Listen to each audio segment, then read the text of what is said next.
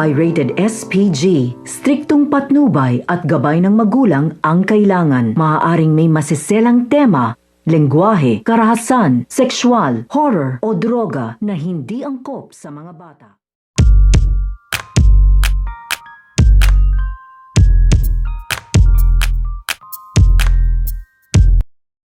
Ang sasapitin nito nga ni Renato dito nga sa kamay nito nga ni Cardo Dalisay. Dahil ito nga si Cardo ay makikipag-usap na nga ito dito nga kay Renato at hindi nga ito papayag sa mga gustong mangyari nito nga ni Cardo Dalisay. Dahil mapapahamak nga daw dito ito nga daw kanyang mga plano at hindi nga daw niya ito magagawa. Kaya nga ito nga si Cardo ay nag-init nga dito ang kanyang ulo dahil pag hindi nga daw sila sumunod dito nga daw sa kanyang pinag-uutos ay pare-pareho nga daw sila ditong sasabog at pare-parehas nga daw silang mamamaya pa. Kaya nga ito nga si Renato at ito nga si Arturo at pati na nga ito nga si Lily ay kinatogan na nga dito at natakot nga sila sa binabanta nga dito nito nga ni Cardo dahil hindi pa nga daw dito ang tamang panahon na masawi nga daw sila kaya gagawin na nga daw nila dito ito nga daw ang pinag-uutos. Pero ito nga si Cardo ay hindi nga ito kaagad naniniwala dahil kilala nga na dito ang pagkatao nito nga daw ni Lily, ni Renato at ito nga si Arturo at tama nga dito ang hinala nito nga ni Cardo Dalisay dahil gumalaw nga dito